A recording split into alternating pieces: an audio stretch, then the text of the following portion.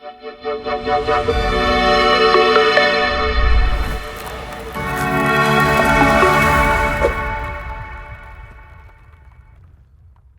galera, sejam muito bem-vindos a mais um episódio do Vamos Ganhar Dinheiro Podcast. Estou aqui na mesa com o Max Bon. Max, prazer estar contigo. Prazer é meu. Acompanho o trabalho dele, galera, desde quando eu comecei na Bolsa lá em 2016. O Max passou aí por algumas casas e agora veste a camisa da Nomos, que é a patrocinadora aqui desse podcast.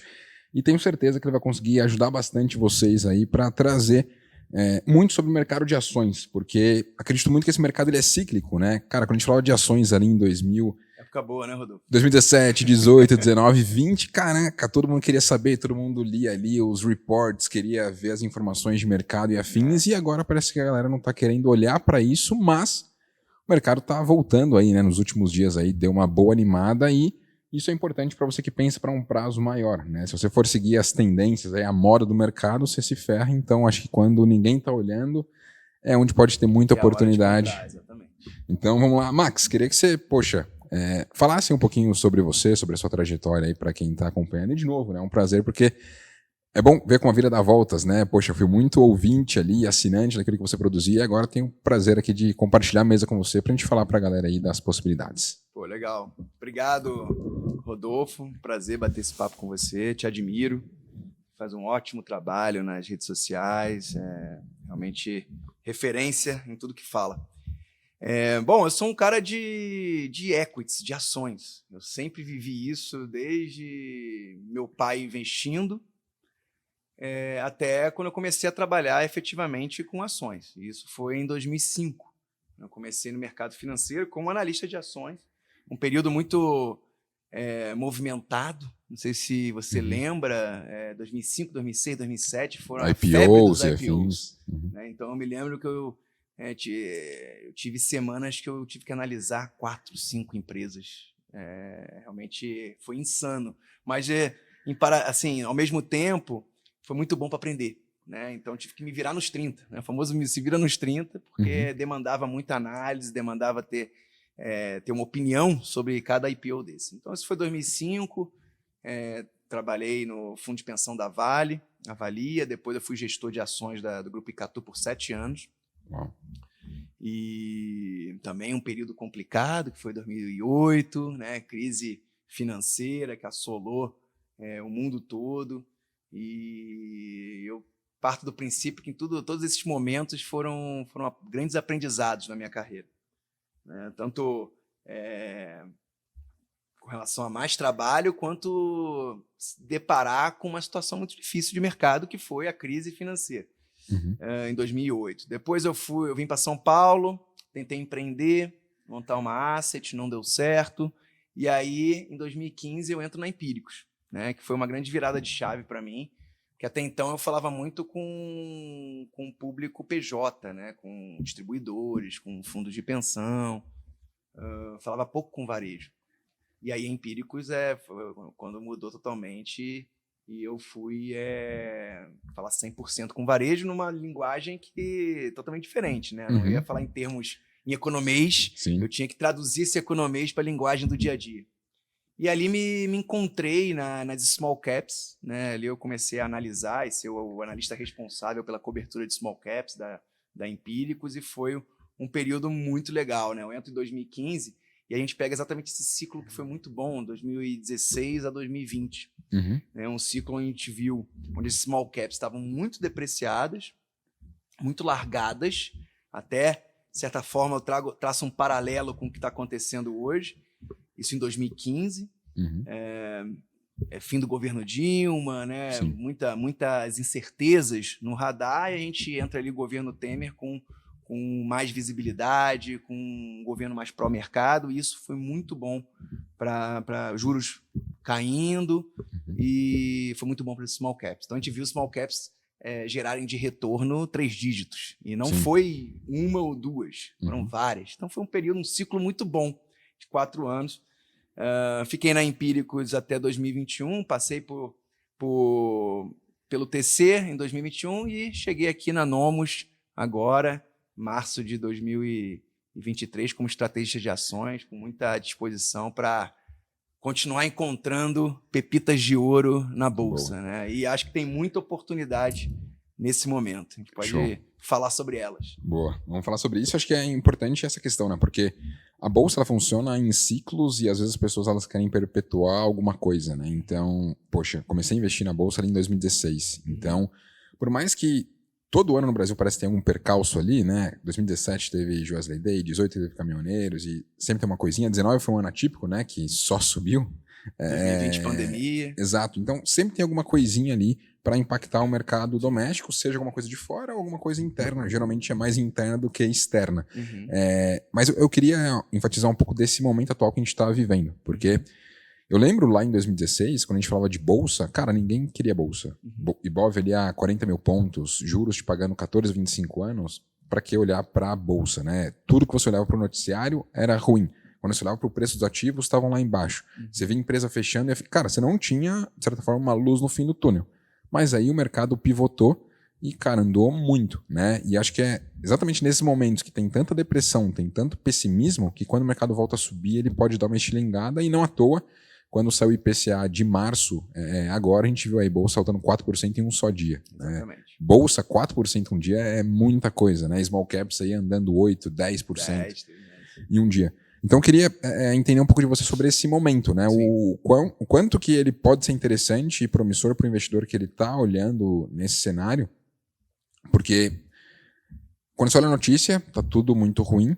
Quando você olha para o mundo, um cenário um pouco mais complicado. Quando você olha para LinkedIn, você vê muita gente sendo mandada embora e afins. Então tem um cenário muito ruim que, de certa forma, está precificado.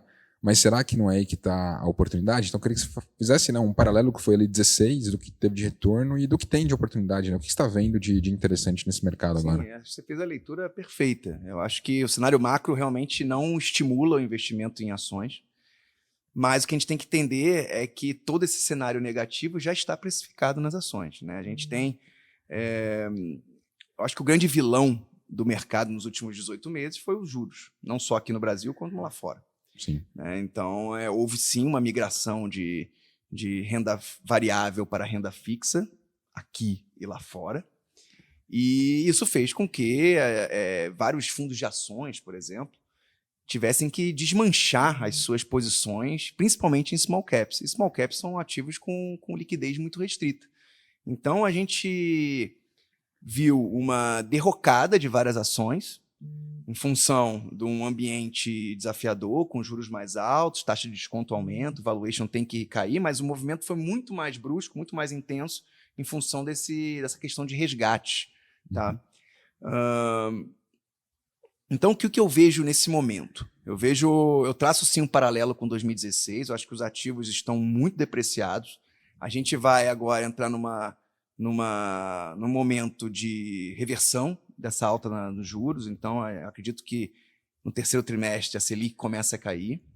Isso vai, principalmente os ativos mais alavancados, que estão mais deprimidos nesse momento, vão ter um alívio e um exemplo do que foi o pregão ali quando teve o IPCA, né? Sim.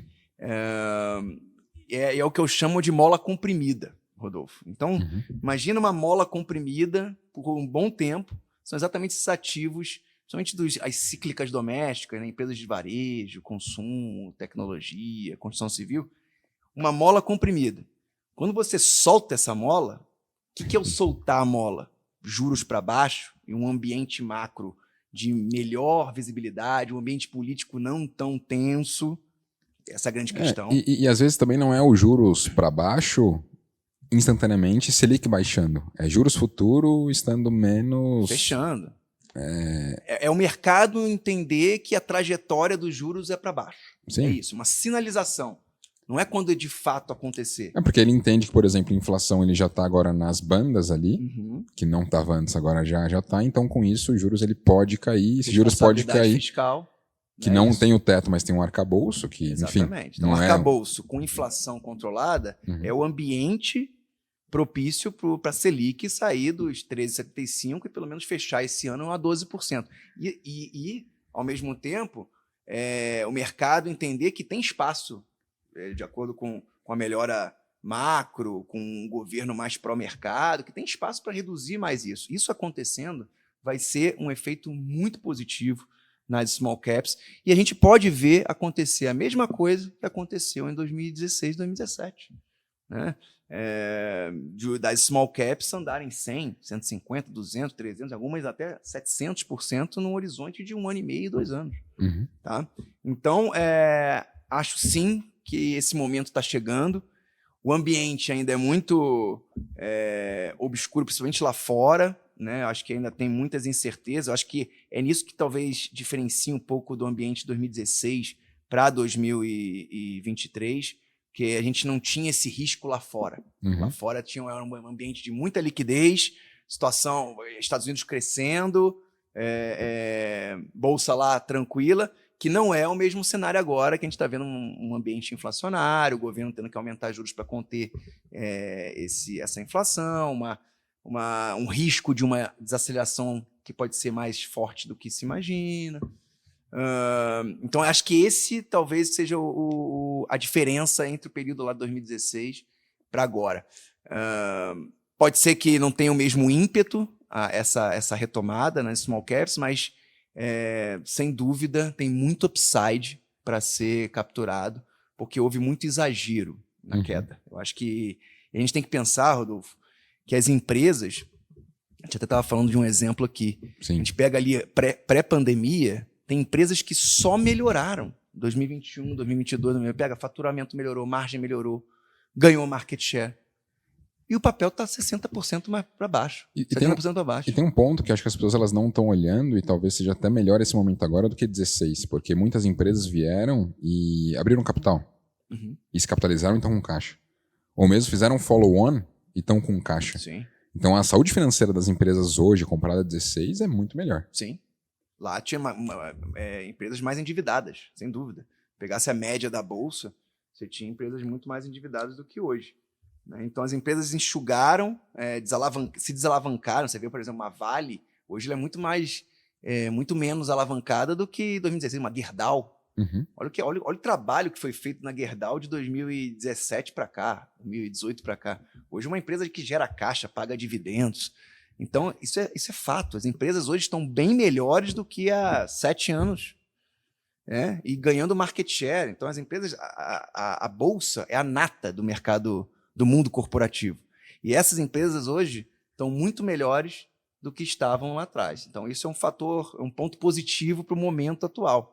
Então, juros caindo, Rodolfo, cenário lá nos Estados Unidos mais controlado, tal, acho que é um ambiente muito favorável para as ações no geral e principalmente para as small caps, onde tem mais valor escondido ali. Show. A gente tem que pensar, né? Saiu essa semana que a gente está gravando aqui, IPCA Brasil, que veio abaixo do que era esperado.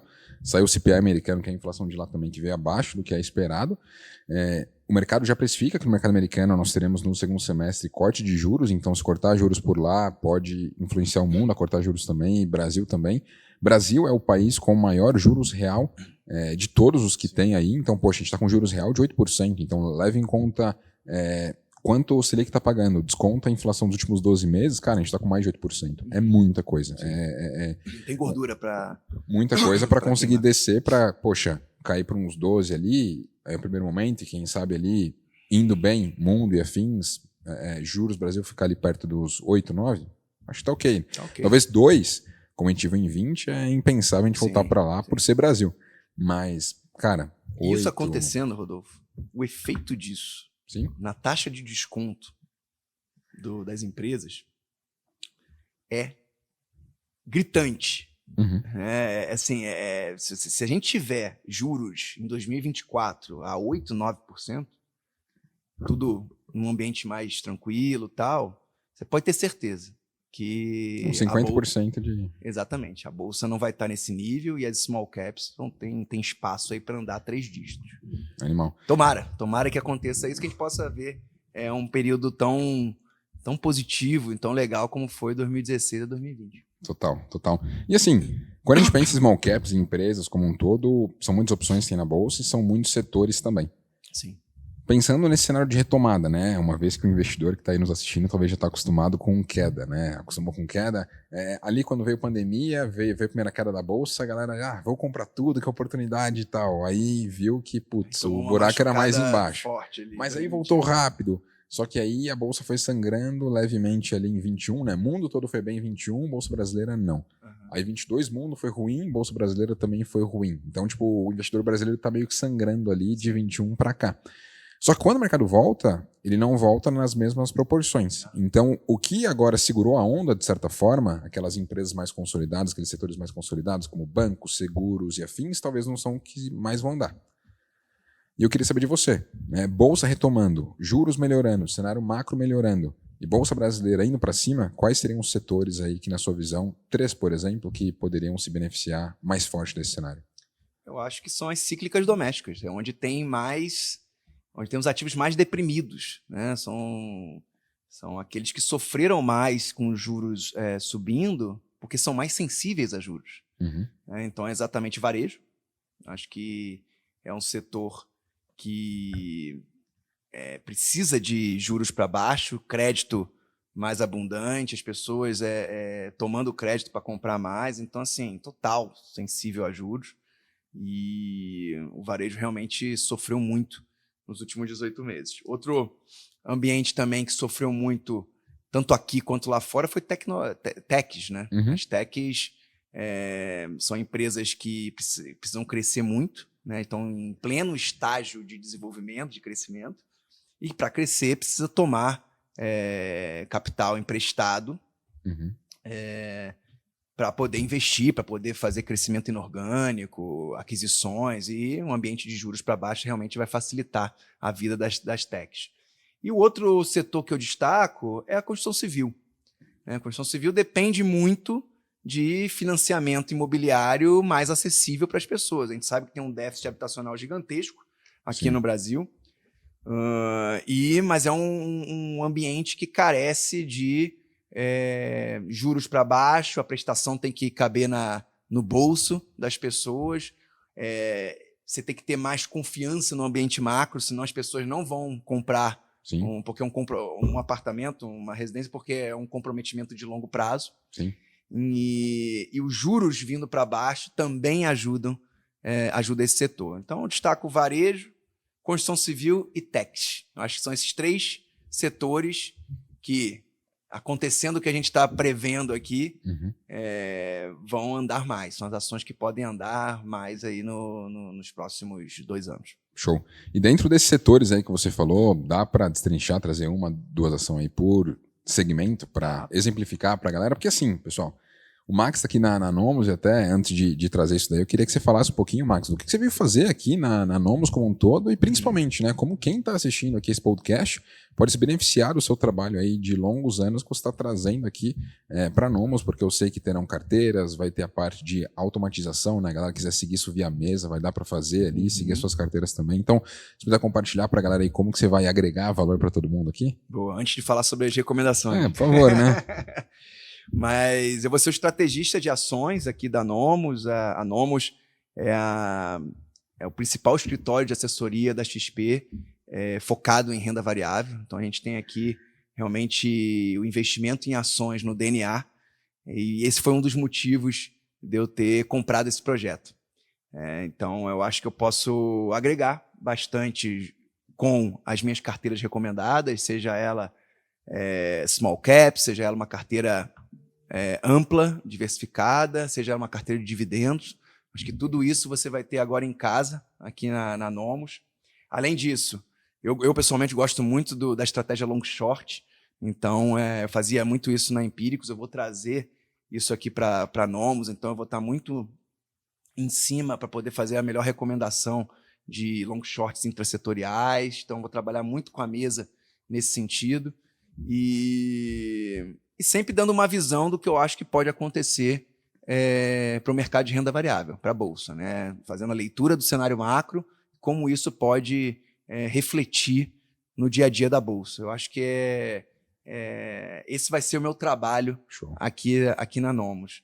E falando um pouquinho de recomendação, né? Claro, mas assim, só pra galera entender, ó, pra fazer parte aí da Nomos, pra trazer sua conta pra casa, né? Se você não tem conta na XP e abrir, ou trazer de algum outro lugar pra cá, não tem custo nenhum, então é só usar o link que tá na descrição aí, que você vai conseguir ter esse tipo de acesso, né? Esse tipo de curadoria, esse tipo de cuidado aí, que certamente ajuda muito e não tem custo pra isso, né? Que é o melhor de tudo. Teremos carteiras recomendadas, uma carteira geral, que vai ser a carteira Nomos, uma carteira de dividendos, carteira de small caps, trade ideas, operações estruturadas, tudo isso com a visão fundamentalista, apoiando a mesa de renda variável. E até legal que tem um grupo, galera, que é o Trade News aí, que eu acompanho ali diariamente, até o Max ali solta uns áudios, né? Putz, bolsa estava subindo ali 4%, como a gente estava falando. Ele foi lá e mandou um áudio explicando o que estava rolando e tal, para você se situar, né? Acho que isso é muito importante. Você acompanha o mercado há muito tempo e tem esse feeling de saber o que está rolando ali, o porquê está fazendo ele subir daquela forma e afins, e você compartilha isso com a galera, né? Então,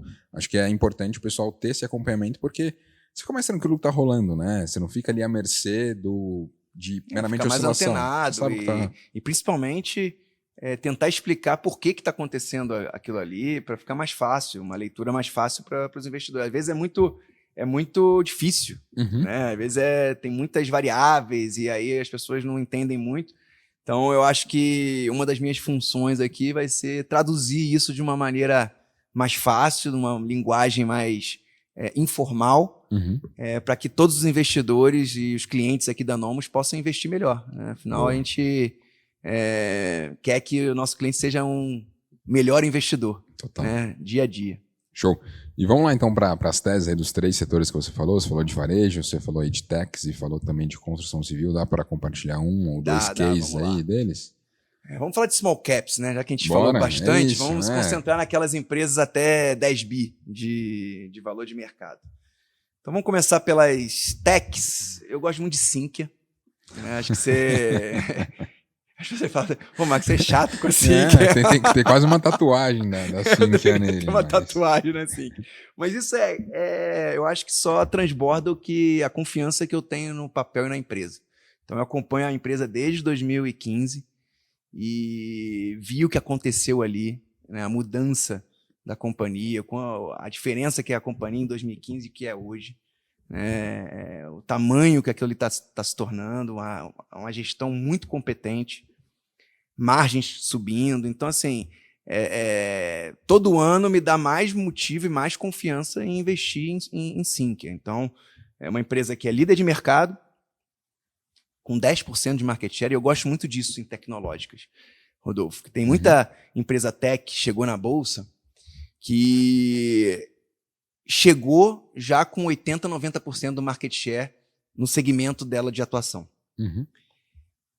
E aí, a grande questão é para onde essa empresa vai crescer. Ela vai ter que ir para outra geografia ou para outro negócio para poder crescer. E aí é muito mais difícil. Agora, aquelas empresas que ainda tem muito market share para ser capturado no negócio core dela, onde é aquelas que eu gosto mais. E assim que é uma delas. Então, ela é líder de mercado com 10% de market share. Então, tem muito espaço ainda para crescer. Um ambiente de juros para baixo certamente vai fazer com que ela capte mais recursos para continuar o processo de aquisições, né? O plano de aquisições dela comprou mais de 20 empresas nos últimos 7 anos. Então, sim, que é uma das minhas queridinhas em tech. Boa. Outra ação que eu estou muito de olho, caiu demais recentemente, é a Localweb.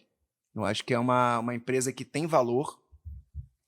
E eu enxergo, tem muita gente boa, fundos de private equity de olho nela. A General Atlantic, né, que é a GE, montou uma posição de 15% na Localweb.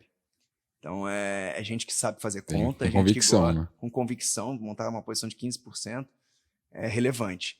E eu acho que é uma empresa que pode entrar no radar aí de empresas maiores de tecnologia, Rodolfo. Eu acho que valuation hoje é bem mais atrativo e eu acho que tem gente com bolso aí para poder fazer um bid um bid pela Local Web. Não sei se vão vender a empresa, mas eu acho que pode ter alguma coisa nesse sentido. Animal. E pensar também que o serviço que ela oferece é um tipo de serviço que, assim, quando a gente pensa em tech, ele é favorecido em um cenário que o mercado está pujante e também no cenário de retração do mercado ele continua sendo importante, porque a gente sabe que o mundo hoje ele é online, ele é virtual. A pessoa ela tem que constituir um site, ela tem que hospedar seu site, ela tem que ter um e-mail. Sim. Cara, eu mesmo tenho a minha estrutura usando a Local Web há vários e vários anos e não penso em migrar.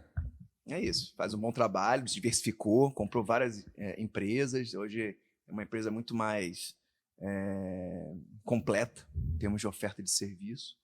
Então é uma aí que eu tô de olho e acho que pode ser interessante. Então, Local Web Sync. Boa. Vamos para o varejo. Uma que eu sei que você gosta também é Pets. Acho que a Pets ela tem, acho que é um case parecido com Sinqia, né? Uma empresa que tem 10% do market share. Tem muito espaço para crescer. Olha quantas lojas de bairro você tem aí de animais de estimação.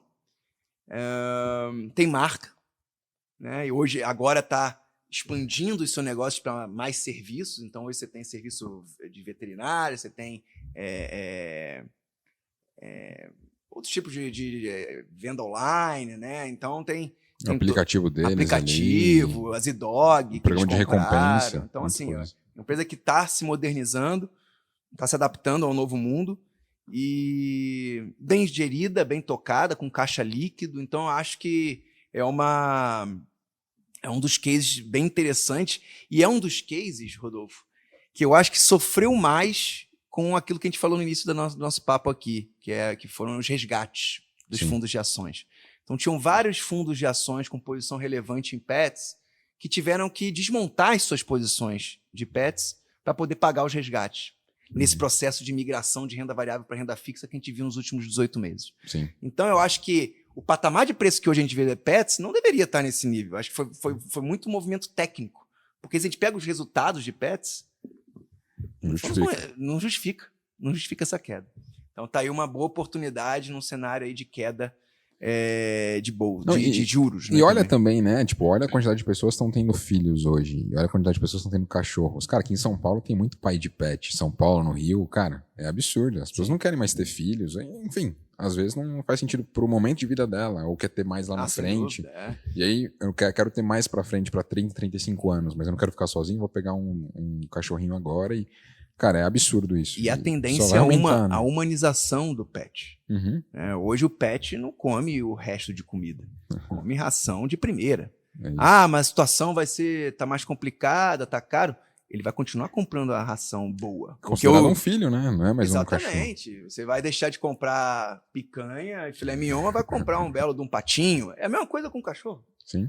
Você não vai deixar de... Então, assim, a demanda tá lá. Né? Você não vai voltar para consumir coisa de pior de qualidade. Hoje o cachorro dorme na cama.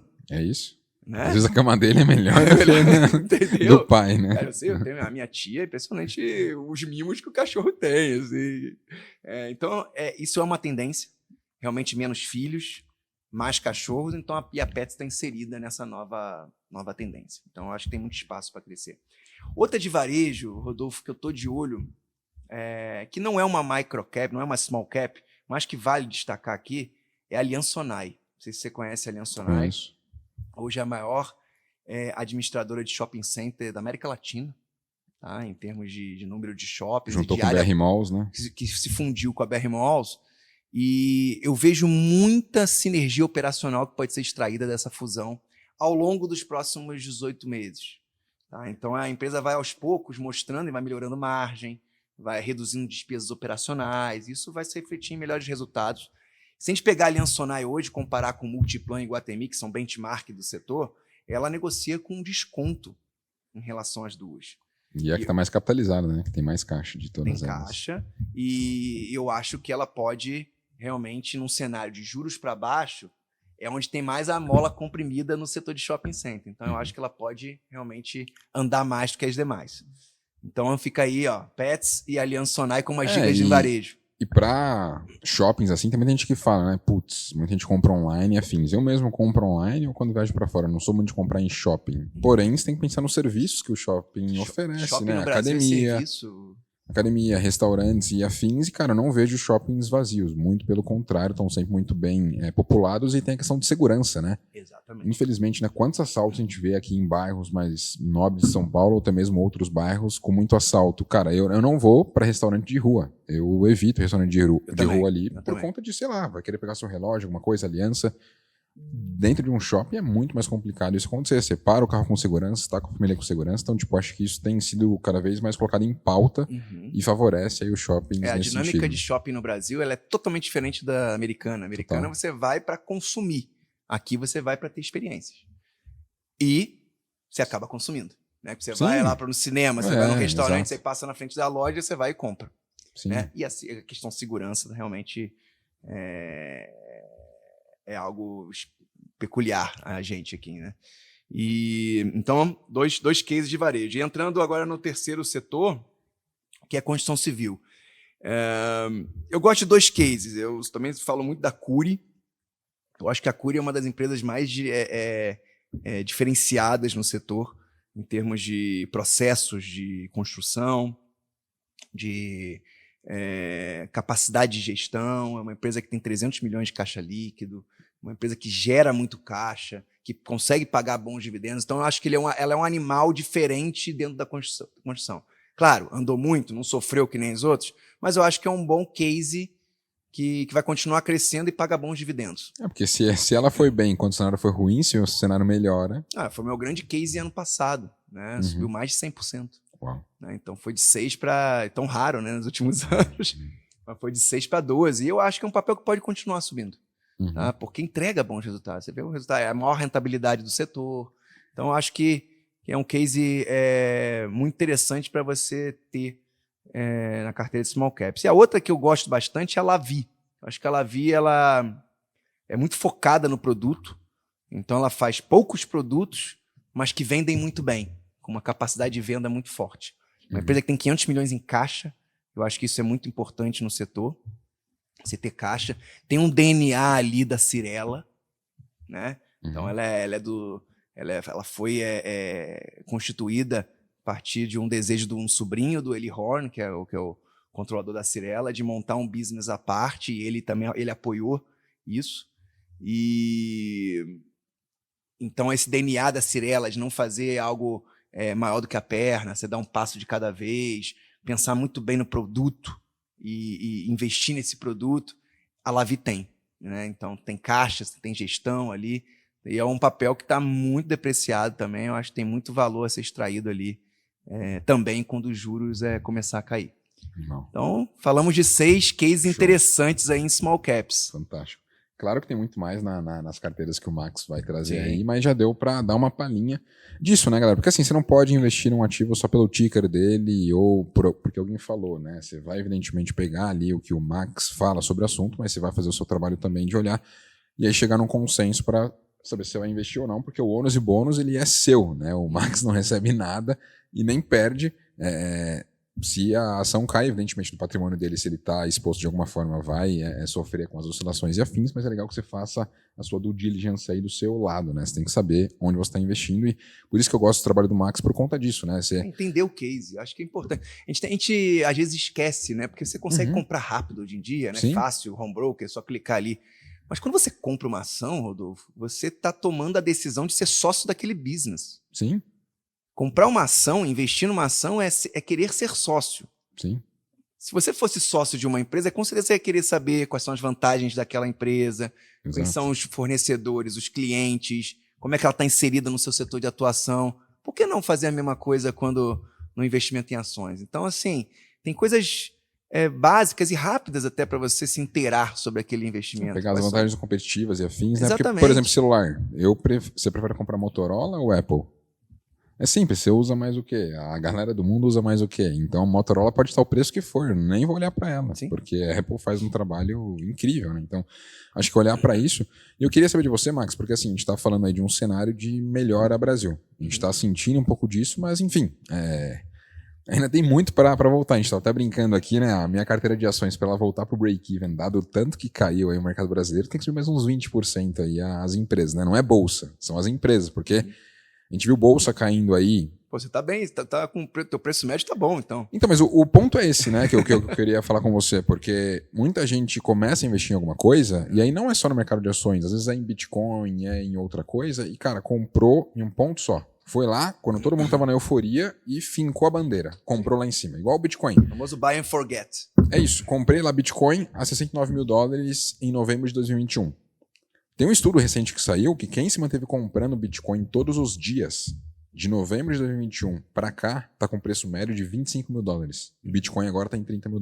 Ou seja, mesmo a pessoa que comprou Bitcoin no preço mais caro possível, se manteve comprando, tá positivo agora.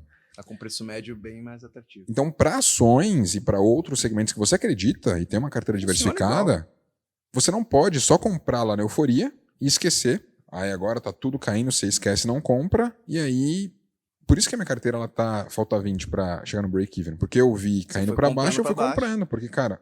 Aquela posição perdeu peso no seu portfólio como um todo e você foi rebalanceando. Porque eu tive ali renda fixa que foi me remunerando, eu tive ali fundos imobiliários que foi me pagando dividendo, então fui rebalanceando ali minha carteira por conta disso. Tive cripto ali que deu uma andada legal, então eu vou ajustando minha carteira por conta disso. Mas eu queria ver com você exatamente essa questão, porque às vezes o investidor ele não está vendo... em noticiário, uma luz do fim no túnel.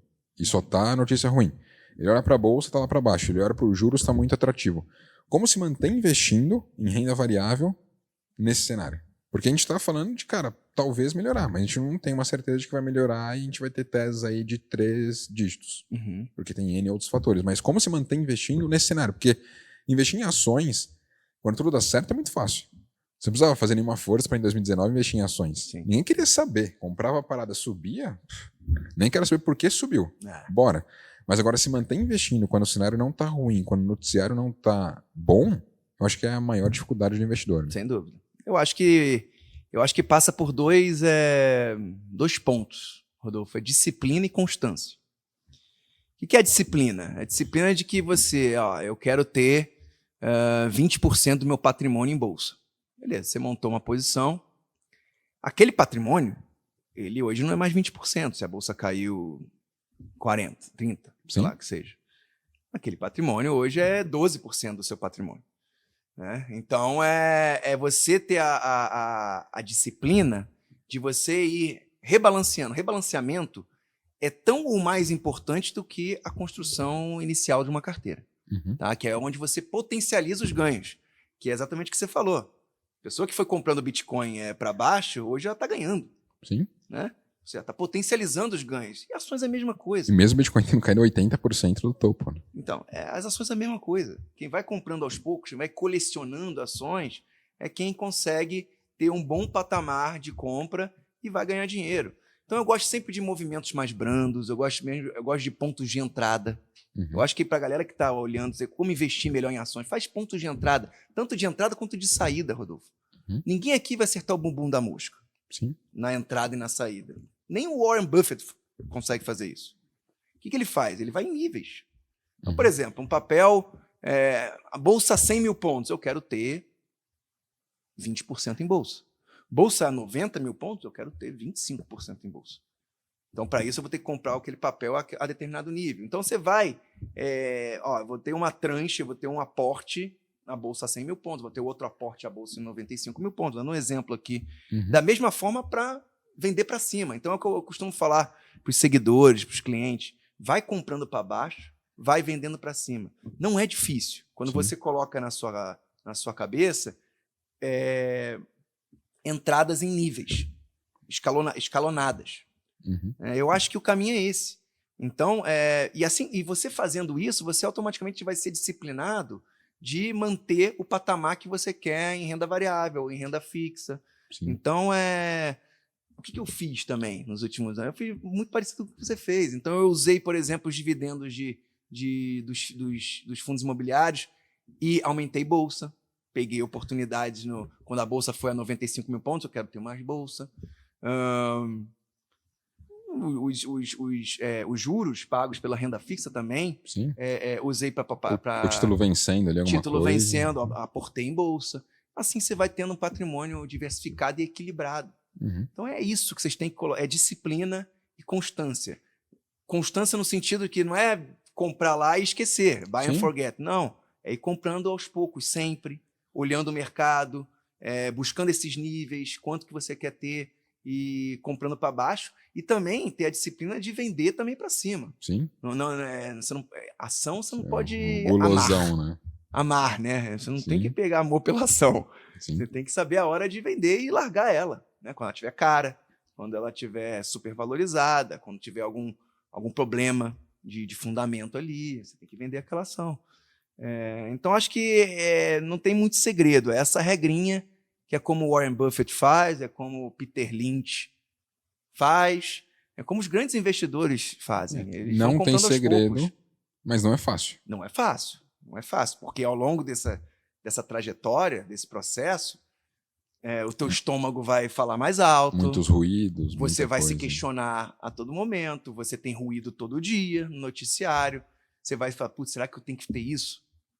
Será que não é hora de reduzir? Então, assim, quem consegue abstrair, consegue ter a tranquilidade de focar na disciplina, ter a paciência, focar na constância, certamente os ganhos de longo prazo vão vir. É isso, né? E a disciplina é importante, porque assim, quando a bolsa está subindo, todo mundo quer acompanhar várias e várias vezes a cotação, quer acompanhar tudo que está rolando no mercado. Quando a bolsa cai, ninguém quer olhar porque, sei lá, a carteira está sangrando e ele não quer mais estar com aquilo. Só que é o exato oposto, né? Quando o ativo que você gosta está caindo, pode ser um dos melhores momentos para você se expor, só que você não está olhando para ele por medo da dor que você está sentindo por conta do mercado tá caindo. Então, quando tudo está subindo e aí você fala, caiu, comprou, é muito fácil. Agora, quando caiu bastante, e aí, você comprou ou não? E agora, quando o mercado voltar a subir, que a gente vai ver de fato quem comprou ou não. Porque tem muita gente que fica arrependido depois. Sim. Muita gente.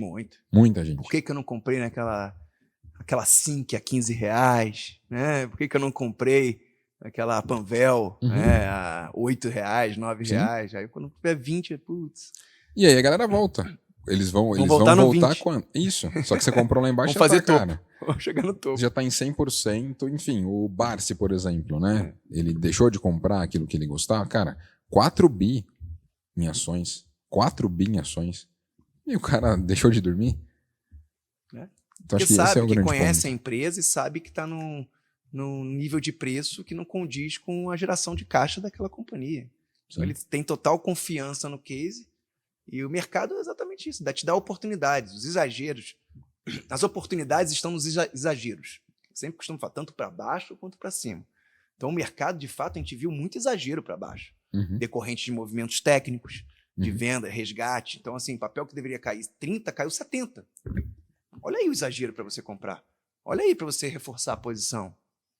Sim. E acontece o exagero também na alta. Ali pós-pandemia, a gente viu muito exagero na alta. Será que era para ter subido tanto? Será que a empresa... A gente viu empresas que subiram muito, mas o fundamento dela não tinha melhorado, entendeu? Sim. Eu lembro no final de 2019, em um encontro com algum gestor de fundos imobiliários ali. E 2019 foi um ano que fundos imobiliários soltaram mais que bolsa, né? Bolsa acho que deu 31% e fundos imobiliários deu 35%, small caps deu 50 e pouco. E aí o gestor ali foi perguntado, cara, e se 2020 fundos imobiliários subirem na mesma proporção que subiu em 2019, o que você vai fazer? Ele falou, cara, eu vendo tudo. Porque já não faz mais sentido. Porque eles estavam, de fato, ali amassados, eles subiram bem 35% para imóvel, é bastante coisa, e eles não são alavancados como os REITs no mercado americano. Então, se subisse ele mais 35%, cara, ele estaria muito acima do valor patrimonial, estaria muito acima de toda e qualquer métrica e não faria sentido. Então, acho que isso que você falou é muito importante, né? Porque a gente tem esses desencontros, seja para cima e para baixo, né? Uma euforia ou um pânico exacerbado que pode distorcer bastante preço. E acho que uma coisa que distorceu muito preço foi a IPO. Porque você falou que entrou no mercado quando veio ali o boom dos IPOs e, cara, a gente viu um boom de IPO. O segundo boom ali em 2021, né? Em 21, absurdo. E assim, muitas empresas pós-IPOs... 2021. Pós-IPO, a gente viu empresas aí que, se olhar o preço de IPO e o preço atual, estão caindo 70%, 80%, 90% pós-IPO. E, cara, entraram recente aí na bolsa. Foi a janela do juros 2%. Exato. E aí, nesse cenário, nesse contexto, eu queria saber um pouco de você, né? Porque assim, quando uma empresa ela abriu capital, principalmente recente, talvez a galera não conhece tanto do case dela e afins. Tem outras empresas aí que já estão há muito mais tempo na bolsa, muito mais fácil de você achar informação e afins, tem mais pessoas que cobrem. Já uma empresa que abriu o IPO, geralmente não tem tantas pessoas que olham. Tem alguma coisa aí que abriu o IPO recente que você está olhando, que talvez vale a pena o pessoal dar uma olhada, que, sei lá, ficou tão amassado num ponto de que, cara, olha só, ela abriu capital recente mesmo, mas ela é uma empresa que ela é consolidada, não é um cash burn como muitas empresas aí vieram, case, sei lá, como uma Espaço Laser que, cara, olha o preço que ela está negociando aí, quase 90% down, né, em relação ao topo ali que ela atingiu. Mas é uma empresa que é muito endividada e que as pessoas não... Você vê uma queda de receita, você vê uma queda de EBITDA, você vê que tipo, ela tá caindo, mas o fundamento também não tá como quando ele abriu o capital. Só que talvez tem coisas boas aí. Tem alguma coisa nessa linha de IPO aí que você analisou que talvez cabe o pessoal dar uma olhada? Olha, eu acho que a Lavi, que a gente falou aqui, acho que entra nesse case, né? É uma empresa que acho que fez IPO em 2022, caiu muito na esteira do setor de construção civil, sofrendo com juros altos, né? Você pegar gráfico da média das ações de real estate contra o juros, você vê se o gráfico assim, é totalmente o inverso, né? Então, Lavi é um dos cases de IPO recente que eu acho que pode performar bem. Local Web também. Local Web fez o IPO acho que um pouquinho antes, foi o início, né, do movimento ali em 2020, mas eu acho que é outro case que a gente não viu uma deterioração de margem muito forte, a gente não viu uma deterioração de receita, como a gente viu em vários cases de varejo, por exemplo.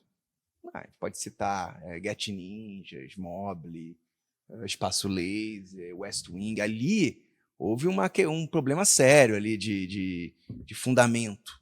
Tá? Então, a Local Web e uma Lavi, a gente não viu isso. Sim. Então, são exatamente esses cases que caíram muito, mas os fundamentos seguem preservados. Então, fica a dica aí. Eu já tinha dado as dicas, mas reforça aí o call nas duas. São duas empresas que fizeram IPO ali em 2020 e 2021.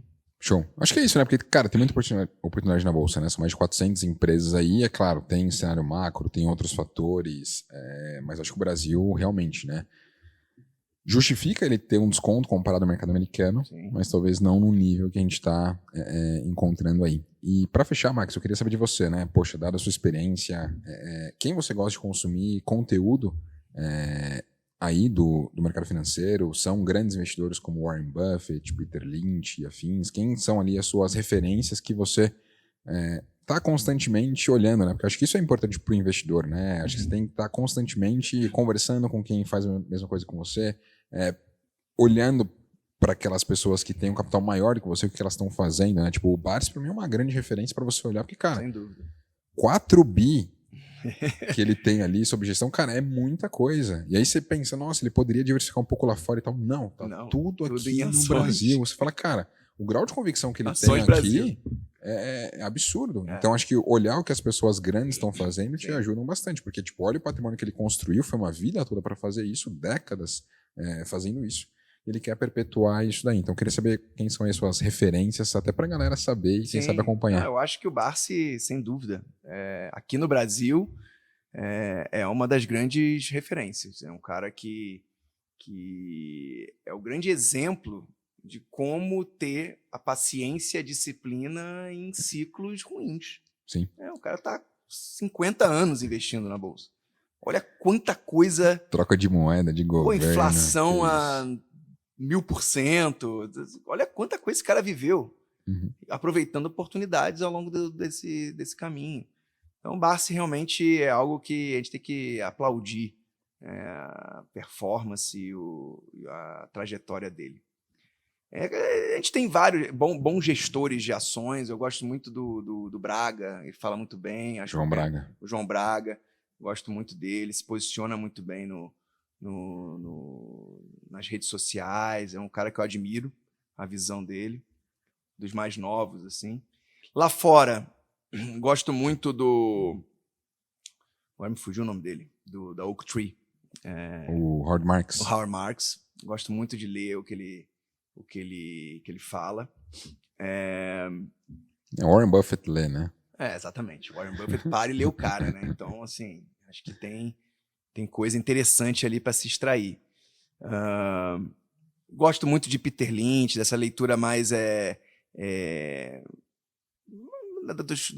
realmente das feras lá dos anos 80, dos anos 70, e que continuam até hoje performando muito bem.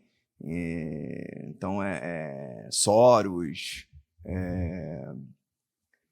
Lynch, agora estamos fugindo dos nomes, mas até fiz um livro, né, que é onde eu falo um pouquinho de cada um desses caras, né, de quanto que esses caras são importantes. Se a gente puder extrair um pouquinho de cada um deles, você certamente vai ser um investidor melhor.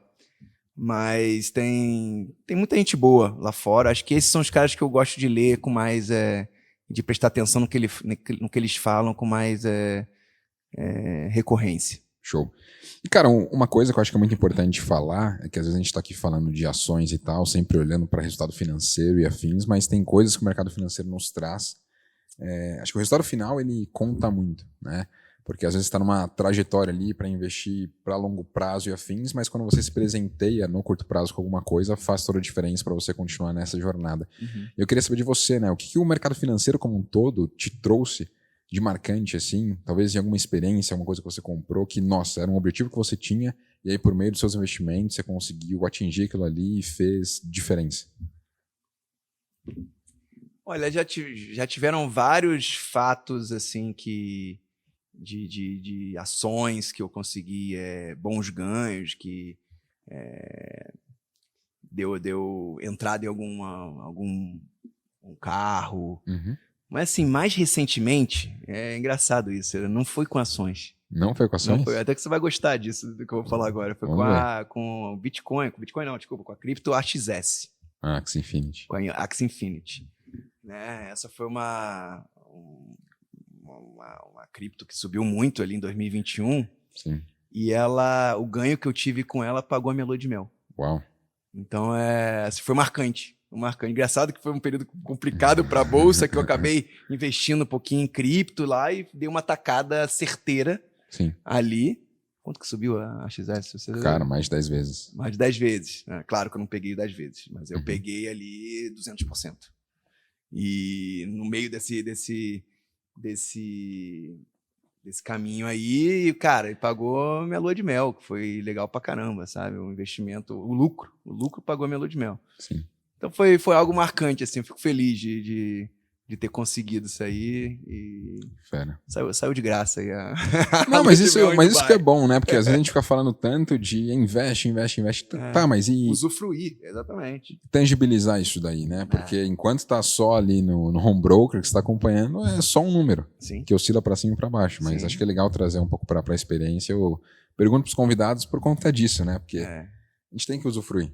Porque, sei lá, acho que a pandemia nos mostrou aí o quanto que a vida é frágil e, sei lá, pode ser que amanhã a gente não tá aqui. Eu tinha um sonho também. Eu não sou muito ligado em carros, mas eu tinha um carro que eu gostava muito, que era a Discovery, né, da Land Rover. E eu me lembro que com bônus que eu consegui nesse período, porque eu não podia investir em ações, é engraçado, nesse período de 2016 a 2020, eu recomendava ações que subiram 3 dígitos, mas eu não investi em ações porque era proibido na empresa que eu trabalhava na época. Mas com bônus que eu consegui, com a minha carteira performando bem, eu comprei a Discovery que eu tinha sonho de ter. Uau. Na época, assim. E também foi um fato legal aí que indiretamente as ações me deram, né? Porque foi a performance que os meus clientes tiveram, o trabalho, as ações performando bem, me gerou um bônus que eu pude comprar a Discovery que eu sonhava. Show de bola. Acho que é isso, né, galera? A gente tem que falar desse lado também, né? Das conquistas que o mercado pode trazer, né? Porque, enfim, a gente fica olhando só queda aí mais recentemente, cara, se for olhar só para isso, você fica ali em posição fetal em casa e não é assim, né? Porque quando as coisas melhoram, você consegue aí mudar de patamar, muitas das vezes. Atingir os objetivos, sonhos, né? Total. Então a gente vive disso, né? O que motiva a gente dia a dia são os sonhos e os objetivos. É isso aí. E Max, para quem quer acompanhar aí você, antes de gravar aqui o podcast, o Max estava gravando aqui muito conteúdo que acho que vai sair nas suas redes, também na rede da Nomos e afim. Enfim, como que a galera consegue encontrar você aí, saber mais do seu trabalho, acessar esses relatórios aí? Como que vai ser? Bom, pelo Instagram, @chamomax. Aqui na Nomos, entrar no Instagram da Nomos ou no site da Nomos e abrir a conta. aqui na Nomos e automaticamente você vai ter acesso a todo esse conteúdo de ações, esse acompanhamento mais de perto quando a gente fala de investimento em ações. No Twitter é @mfbom, também estou lá no Twitter, e acho que é por aí, acho que é ali o caminho, e certamente vou estar mais ativo aí no YouTube da Nomos, fazendo conteúdo, falando sobre visão de mercado, coisas interessantes. Então não deixe de me acompanhar aí nas redes sociais, certamente vou aparecer muito por aí. Isso aí. Nas próximas semanas. Max, Rodolfo, valeu demais. Obrigado Prazerzão. pela oportunidade, sempre um prazer Bora. falar com você, sempre um papo inteligente, acho que Precisa ser, né? precisa ser sempre um papo muito legal, inteligente, e a gente tá sempre em busca disso, né? Boa.